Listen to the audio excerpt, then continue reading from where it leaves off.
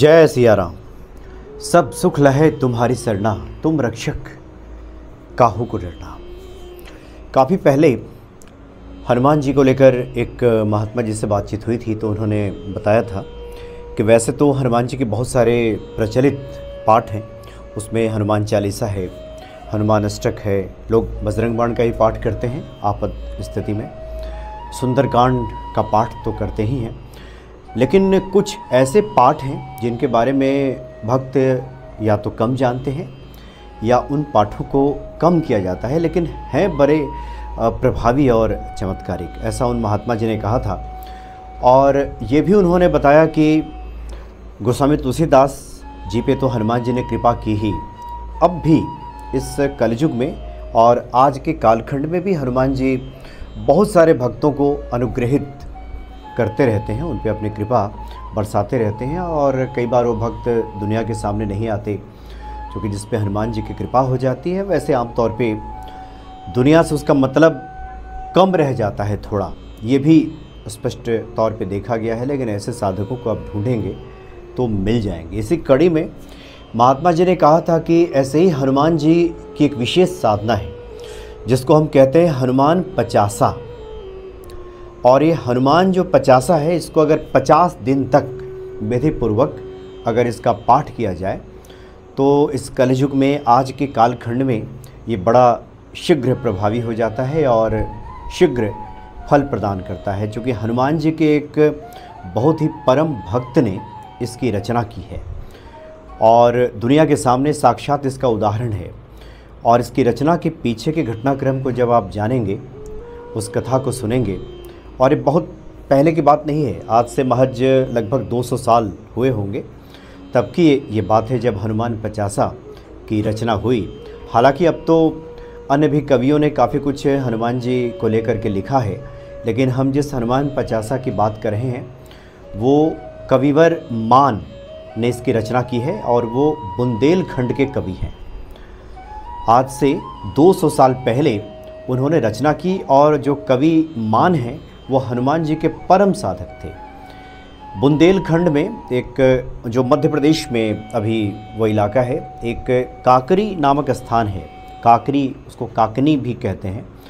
ये पहाड़ है, वहाँ पे हनुमान जी का एक सिद्ध मंदिर है। और उस मंदिर में आप जाएंगे तो हनुमान जी बिल्कुल सीधा स्वरूप उनका नहीं है, जैसे आमतौर पे हम मंदिरों में देखते हैं कि हनुमान जी चाहे किसी भी मुद्रा में उनका विग्रह हो, लेकिन स्वरूप जो होता है बिल्कुल सीधा होता है। लेकिन वहाँ पे आप जाएंगे तो हनुमान जी की जो गर्दन है एक तरफ झुकी हुई है। और इसके पीछे वही कथा है, इसके पीछे जो रचना हुई हनुमान पचासा की, ये कथा वहीं से जुड़ी हुई है कवि मान से, कि क्यों हनुमान जी ने, जो कि पाखंड की प्रतिमा थी, पत्थर की प्रतिमा, और कवि मान का मान रखने के लिए, उनकी प्रतिष्ठा बचाने के लिए और उनकी सर्वस्व की रक्षा के लिए हनुमान जी ने स्वयं वहाँ पे अपना ये रूप दिखाया और अपने गर्दन को थोड़ा झुका दिया कवि मान की तरफ। तो अभी भी जो हनुमान जी के साधक हैं, जो मुक्त हृदय से सब कुछ सौंप देते हैं हनुमान जी को और सब समर्पित करने के बाद समर्पित भाव से जब आ जाते हैं और मन, कर्म और वाणी से जब एक होते हुए और चिंता मुक्त हो जाते हैं, उसके बाद हनुमान जी सारी व्यवस्था संभालने लगते हैं। क्योंकि होता यह है कि हम जुबान से तो कहते हैं कि हम हनुमान जी के प्रति समर्पित हैं, हनुमान जी सब करेंगे, हनुमान जी सब करने वाले हैं, लेकिन कई बार हम उस चिंता से खुद को बाहर नहीं निकाल पाते, मुक्त नहीं हो पाते, मुक्त हृदय से इस बात को स्वीकार नहीं कर पाते। जब व्यक्ति मुक्त हृदय से इस बात को स्वीकार करता है, जब तक उसे ये परेशानी रहेगी, जब तक वो ये सोचेगा, जब तक वो शिकायती मुद्रा में रहेगा और कहेगा कि हमने तो बहुत पाठ कर लिया, हनुमान जी ही हैं जो हमें कुछ प्रदान नहीं कर रहे हैं, हमारे अंदर तो बहुत योग्यता है, ऐसे वैसों को ईश्वर ने दे दिया है, मुझे तो और मिलना चाहिए था, या हमारा तो ये अधिकार था, ये तो मिलना ही चाहिए था, इस तरह के जब भाव रहते हैं तो व्यक्ति समर्पित नहीं हो पाता। क्योंकि समर्पित व्यक्ति जब हो जाता है तो उसका कुछ शेष बचता नहीं है। जैसे ही ये भाव आपके अंदर आएगा कि अब हमारे पुरुषार्थ से, हमारे कला कौशल से, हमारी योग्यता से जो बात नहीं बन पाई है और अब हम हनुमान जी की शरणागति में हैं, अब तो जो कुछ भी होगा वो हनुमान जी की कृपा से ही होगा। ये भाव जैसे ही आपके अंदर आएगा, आप मुक्त हो जाएंगे, आपका हृदय मुक्त हो जाएगा, आप मुक्त हृदय से भक्ति में लग जाएंगे। और उसके बाद अगर आपको 2 रोटी भी मिल जाए तो आपको लगेगा कि ये तो हनुमान जी ने कृपा कर दी है। तो उस कृपा पक्ष की अनुभूति आपके भीतर आने लगेगी। लेकिन जब आपका ये भाव होगा कि नहीं, ये तो मेरा अधिकार है, हम तो बहुत योग्य हैं और बहुत कम योग्य लोगों को बहुत कुछ मिल गया है, मुझे क्यों नहीं मिला, मैं तो पूजा भी बहुत करता हूँ, मेरे जैसा अच्छा आदमी तो कहीं आपको ढूंढे नहीं मिलेगा, मेरे जैसा कोई साधक नहीं मिलेगा, मैंने तो बहुत पूजा आराधना की है, कुछ लोग तो कुछ पूजा नहीं करते, उनको बहुत कुछ मिल गया है। इस तरह के जब भाव रहते हैं तो शरणागति अधूरी रहती है। तो हम इसलिए बता रहे हैं कि जो कविवर जो मान हैं उनके भीतर ऐसा ही कुछ था, और जिसकी वजह से हनुमान जी हमेशा प्रसन्न रहते थे कविवर मान के प्रति, जिन्होंने हनुमान 50 की रचना की। तो दरअसल बुंदेलखंड का ये इलाका है, उस वक्त आज से 200 साल पहले मध्य प्रदेश में चरखारी राज्य हुआ करता था। आप गूगल सर्च करेंगे तो चरखारी राज्य मिलेगा। वहाँ काकरी नामक स्थान है, एक पहाड़ है जहाँ पे काकरी के हनुमान, या कुछ लोग काकड़ी के हनुमान भी कहते हैं, वहाँ पे हनुमान जी का मंदिर है, जहाँ पे हनुमान जी थोड़ा सा गर्दन अपना टेढ़े किए हुए हैं, और वो गर्दन उन्होंने जहाँ मान बैठे हुए तो उस तरफ झुका दिया था उनके समर्थन में, और उनका मान रखने के लिए। हुआ दरअसल ये था कि जो वहाँ के राजा थे बुंदेलखंड के, जिस वक्त चरखारी राज्य था, राजा का नाम था अमान सिंह, और उनके दरबारी कवि हुआ करते थे कविवर मान। तो हनुमान जी के ये परम साधक थे। और एक दूसरे कवि उसी राज्य में थे, उनका नाम था ओकरा, कवि ओकरा। दोनों में काफ़ी प्रतिद्वंदिता रहती थी। ओकरा भी अच्छी कविताएं करते थे, लेकिन उनको अपनी कविताओं पे बड़ा गुमान रहता था, बड़ा अहंकार रहता था कि मुझ जैसा कोई नहीं लिख सकता। और प्रतिद्वंदिता के तहत वो हमेशा हनुमान जी के भक्त कविवर मान को नीचा दिखाया करते थे। कोई ऐसा मौका नहीं छोड़ते थे शत्रुता का कि कविवर मान को नीचा दिखाया जा सके। राज्य में उनकी प्रतिष्ठा कम हो, उनको कम मान सम्मान मिले, कम ख्याति हो उनकी, राज्य की तरफ से जो प्रदत्त जो धन वगैरह होता है वो भी उनको कम मिले, ये पूरी कोशिश करते थे ओकरा, जो दूसरे कवि थे। तो इसी तरह की कुछ बात छिड़ी थी। तो राजा अमान सिंह ने कहा कि कौन बड़ा कवि है, अब इसका निर्णय तो हनुमान जी ही करेंगे, क्योंकि दोनों जब बड़े कवि हैं तो इसका निर्णय हनुमान जी करेंगे। इसलिए दोनों कवि हनुमान जी की महिमा को लेकर कुछ लिखें। तो ओकरा ने भी कुछ लिखा और जो कविवर मान हैं उन्होंने भी लिखा। तो ये राजा के साथ ये दोनों जो कवि हैं पहुंच गए जो काकड़ी जो पर्वत है जहाँ पे हनुमान जी विराजमान थे, और प्रथम दिवस मौका दिया गया कवि ओकरा को कि अपनी प्रस्तुति हनुमान जी के सामने आप रखिए।